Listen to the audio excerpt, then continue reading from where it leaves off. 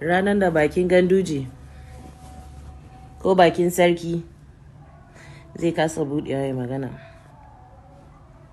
ranar da Allah da kanshi zai ce limanil mulkil yau.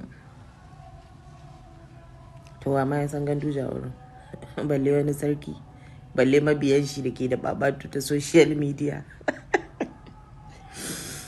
Sai ka ji tsit ba mai iya bayani wallahi. Mulki ya ƙare kenan. Ya sake ya ce limanil mulkil yau. To ko ina su Baba Buhari, ina sanatoci,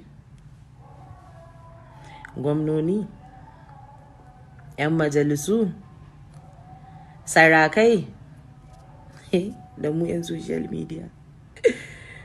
Shiru za ka ji. Ya ƙara limanil mulkil yau. Allah ba mai iya bayani. Kana can rana ta ishe ka tsakiyar kai, jira kawai kake duk hukuncin da za a yi amma yi maka a sallame ka. Inna lillahi wa inna ilaihi raji'un. Da kanshi ya ba kanshi ansa.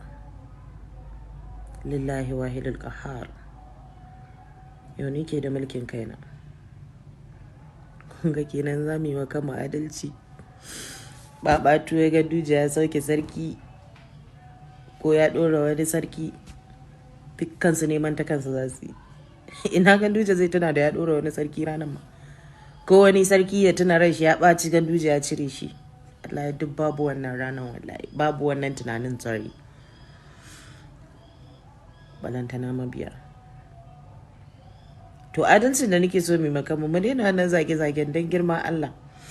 Abin ya riga ya shiga kamar jininmu ne, don girman Allah mu rage. Bai da wani amfani, because kana zagi wanda bai san kana yi ba, me riban to zaka ci. Use your data for something else.